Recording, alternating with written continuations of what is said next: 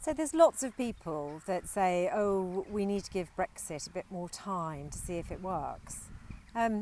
One thing we can be clear about with Brexit is that it is damaging the country. And the biggest casualty of Brexit was always farming, which is your food.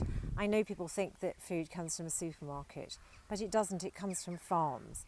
And what Brexit is doing is it's actually destroying food production here, which makes us more reliant on imported food.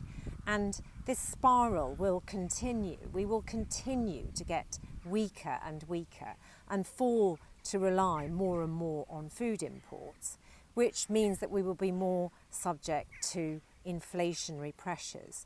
And this spiral will continue until we get to a point where we realise we need to get rid of Brexit, which means freeing up our ability to trade with our neighbours so that we can be within the protections of the single market. Now, the complexities of rejoining the EU are not for us to worry about. Those are for the people in power.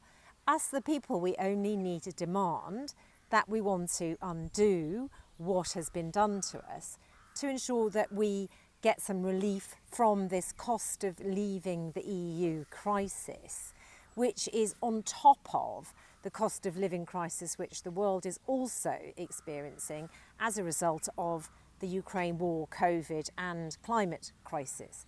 So we are in a weaker position than anyone else in the developed world because of Brexit. So we can agree to get rid of Brexit and bolster ourselves so that we can deal with these headwinds, these global headwinds, as a part of the European Union, whether that's wholly as a member or whether it's that, you know, we've got some protections of being closer to that market, step by step.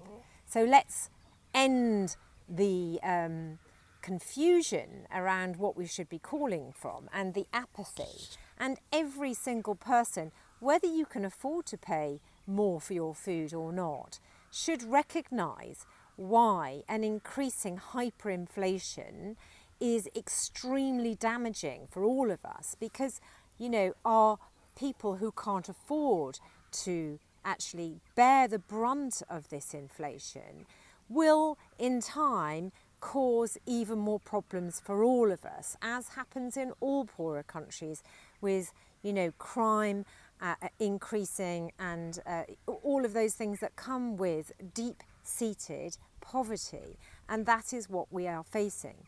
So we need to stop pontificating about, oh, I'm not sure about Schengen, or, you know, actually any deal that we get in rejoining the European Union is going to be a heck of a lot better than what we have right now. There are no fantastic trade deals coming over the unicorn mountains of Brexit. This is it. We face terminal decline, or we accept that we messed up and we must rejoin.